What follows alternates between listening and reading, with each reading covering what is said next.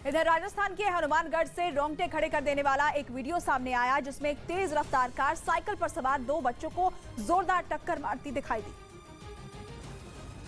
और ये पूरी घटना वहां लगे सीसीटीवी में रिकॉर्ड हो गई, जिसमें वो कार एक साइकिल को जोरदार टक्कर मारती नजर आई। इस घटना का जो वीडियो सामने आया उसमें साइकिल पर सवार 2 बच्चे सड़क की तरफ बढ़ते दिखाई दिए। जैसे ही वो दोनों सड़क के बीचों बीच पहुंचे, सामने से आ रही तेज रफ्तार कार ने जोरदार टक्कर मार दी, जिसकी वजह से बच्चे हवा में उछलकर सड़क किनारे मौजूद झाड़ियों में जा गिरे। इस हादसे में दोनों बच्चे बुरी तरह घायल हो गए, जिन्हें अस्पताल में भर्ती कराया गया। बिहार में 2 और अहम पदों पर फॉर्मूला तय हो गया। खबर है कि बिहार में सत्ता संभालने वाली जेडीयू और आरजेडी में विधानसभा अध्यक्ष और विधान परिषद सभापति पर सहमति बन गई। विधानसभा अध्यक्ष आरजेडी तो विधान परिषद सभापति जेडीयू का होगा।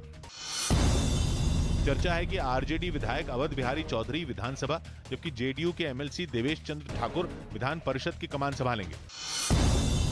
प्रदेश में नई गठबंधन सरकार के बाद जेडीयू राष्ट्रीय कार्यकारिणी की पहली बैठक 29 अगस्त को होगी, जिसमें हमारे राष्ट्रीय परिषद के जो भी माननीय नेता हैं सब लोग इसमें सम्मिलित होंगे और जो एजेंडा लाया जाएगा उस पर विमर्श होगी।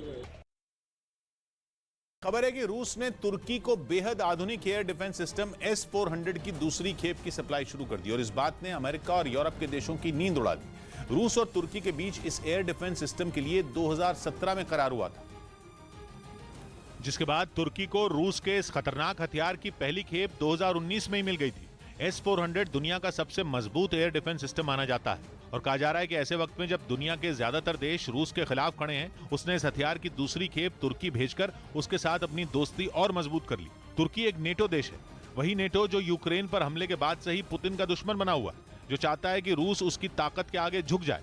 पुतिन की हर तरह से घेरेबंदी के लिए नेटो ने कोई कोर कसर नहीं छोड़ी, लेकिन अब उसी का एक सदस्य देश तुर्की रूस के साथ गाढ़ी दोस्ती करता नजर आ रहा है। लेकिन तुर्की का ये रुख कोई नया नहीं है, बल्कि यूक्रेन की जंग शुरू होने के बाद से ही उसने ये साफ कर दिया था कि वो न तो रूस से गैस खरीदना बंद करेगा, न ही हथियारों की डील रोकेगा। और उसकी ये बात अमेरिका समेत यूरोप के देशों को पसंद नहीं आई।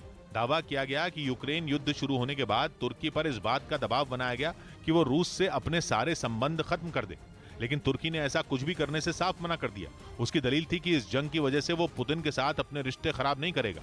और 1 महीने में ही तुर्की के राष्ट्रपति रजब तैयब एर्दोआन ने पुतिन के साथ 2 मुलाकात कर इसे साबित भी कर दिया। दोनों की पहली मुलाकात जुलाई में ईरान की राजधानी तेहरान में हुई, जबकि दूसरी बार पुतिन और एर्दोआन 5 और 6 अगस्त को रूस के शहर सोची में मिले और बंद कमरे में चली घंटों की मीटिंग के बाद ऐलान किया गया कि रूस और तुर्की आर्थिक और ऊर्जा के क्षेत्र में सहयोग बढ़ाएंगे। लेकिन कहा जा रहा है कि पुतिन और एर्दोआन की इस दोस्ती से अमेरिका और यूरोप के देशों के माथे पर चिंता की लकीरें पड़ गई, क्योंकि यूक्रेन की जंग शुरू होने के बाद से ही पश्चिमी देशों ने रूस पर तगड़े प्रतिबंध लगा रखे हैं। उनकी कोशिश है कि आर्थिक पाबंदियों से घबराकर पुतिन जंग खत्म करने का ऐलान कर दें और पश्चिमी देशों को अपनी जीत पर ताली बजाने का मौका मिल जाए। लेकिन 6 महीने बाद भी उनकी हसरत पूरी होती नहीं दिख रही और अब तुर्की उनके जख्मों पर नमक छिड़कने का काम कर रहा है। रूस से गैस भी खरीद रहा है और हथियार भी, यानी बैन के बीच तुर्की रूस की झोली भर रहा है। लेकिन पश्चिमी देश चाहकर भी तुर्की को रोक नहीं पा रहे हैं और कहा जा रहा है कि अमेरिका तो इस पूरे मामले में अपने आप को ठगा हुआ महसूस कर रहा है, क्योंकि बाइडेन तुर्की को अपने पाले में लाने के लिए जी तोड़ कोशिश कर रहे थे। रूस से S-400 की डील के बाद 2020 में अमेरिका ने तुर्की पर कड़े प्रतिबंध लगा दिए थे। हालांकि बाद में बाइडेन ने खुद पहल करते हुए तुर्की को F-16 लड़ाकू विमान देने के प्रस्ताव को हरी झंडी देने की वकालत शुरू कर दी। बाइडेन ने अमेरिकी सांसदों को राजी करने के लिए पूरा जोर लगा दिया ताकि हथियारों के सौदे को मंजूरी मिल जाए, लेकिन अब तक ऐसा हुआ नहीं। कहा जा रहा है कि तुर्की ने इस पर भी अमेरिका से अपनी नाराजगी जाहिर की। इस बीच रूस ने उसे S-400 की दूसरी खेप भेज दी। माना जा रहा है कि ऐसी स्थिति में तुर्की की अमेरिका से दूरी और रूस से नजदीकी बढ़ सकती है।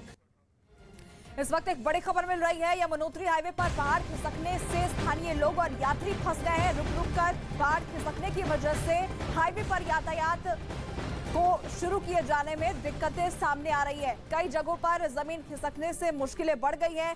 3 दिन से यमुनोत्री हाईवे बंद है क्योंकि रुक रुक कर वहां पर पहाड़ खिसकने की घटना हो रही है। कई जगहों पर यात्री फंसे हुए हैं। इस वक्त की बड़ी खबर आपको बता रहे हैं। उत्तराखंड में बारिश की वजह से हालात बुरे हो चुके हैं। कई जगहों पर जमीन खिसकने की वजह से लोगों को दिक्कतें आ रही है। यमुनोत्री में हादसा हुआ है, तस्वीर अभी आपको दिखा रहे हैं। लगातार वहां पर कुछ देर के बाद इस तरह की तस्वीर सामने आ रही है जहां पर पहाड़ खिसक रहे हैं। तस्वीरों के जरिए आप देख सकते हैं किस तरह से पहाड़ खिसकने के बाद मलबा जो है वो सड़क पर आ रहा है और लोगों की भीड़ वहां लगी हुई है। इसकी वजह से लगातार यात्रियों को परेशानी हो रही है क्योंकि कई यात्री वहां फंसे हुए हैं। यातायात वहां पर इस वक्त ठप है और उसे फिर से शुरू किए जाने में दिक्कत आ रही है क्योंकि रह कर वहां पर जमीन खिसक रही है, पहाड़ दरक रहे हैं और उसका मलबा वहां सड़क पर आ रहा है। यमुनोत्री में हादसे की ये तस्वीर आपको दिखा रहे हैं। पहाड़ खिसकने की वजह से हादसा हुआ है। लंबी कतार आप देख पा रहे होंगे, लोगों की लंबी कतार है और साथ ही साथ वहां पर जो यात्री है वो फंसे हुए हैं।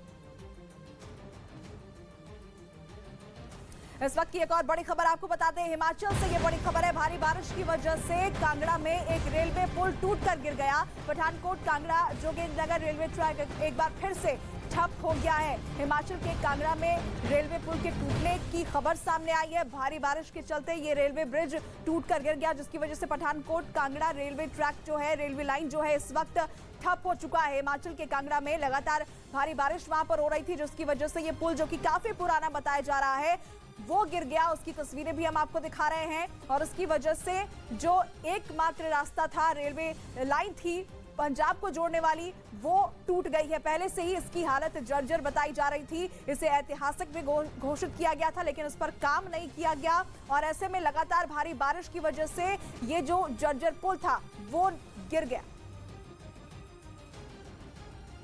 वहीं आगरा में खड़ी गाड़ी आग की लपटों में घिर गई जिसे देखकर आसपास के लोग दहशत में आ गए। गाड़ी में अचानक लगी आग से अफरा तफरी का माहौल हो गया। हादसा आगरा के सिकंदरा इलाके में हुआ। खड़ी गाड़ी में पहले धुआं उठा और फिर आग की लपटें उठने लगी जबकि उससे निकलने वाला धुआं पूरे इलाके में फैलता दिखाई दिया। सड़क पर जलती गाड़ी को देखकर लोग खौफ में आ गए। गाड़ी में लगी आग इतनी भीषण थी कि उसके पास जाने की किसी की हिम्मत नहीं हुई। वहां मौजूद लोगों ने आग बुझाने की कोशिश की लेकिन आग पर काबू नहीं पा सके। कार में आग लगने की जानकारी तुरंत दमकल विभाग को दी गई। तब तक बहुत देर हो चुकी थी। गाड़ी बुरी तरह जलकर राख हो चुकी थी।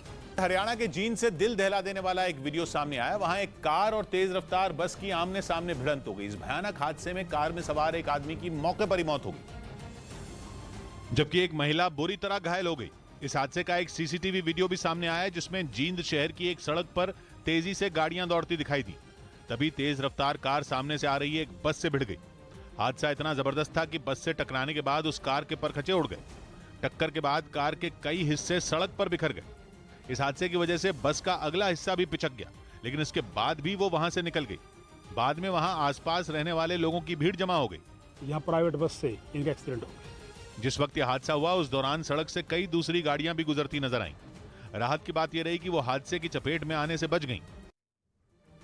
इधर राजस्थान के पाली जिले में एक भीषण सड़क हादसे में 8 लोगों की मौत हो गई और कई लोग घायल बताए जा रहे हैं। सभी श्रद्धालु गुजरात के बनासकांठा जिले के रहने वाले थे जो अंबाजी से रवाना होकर रामदेवरा दर्शन के लिए जा रहे थे। तभी उनकी ट्रैक्टर ट्रॉली में ट्रक ने जोरदार टक्कर मार दी जिसमें 8 लोगों की मौत हो गई। इस हादसे पर प्रधानमंत्री मोदी ने दुख जताया है। उपराष्ट्रपति जगदीप धनखड़ और मुख्यमंत्री अशोक गहलोत ने भी हादसे पर दुख व्यक्त किया है। राजस्थान के पाली में यह दर्दनाक हादसा हुआ। ट्रक और ट्रॉली में जोरदार टक्कर हुई। इस हादसे पर प्रधानमंत्री नरेंद्र मोदी ने भी अपना दुख जाहिर किया है।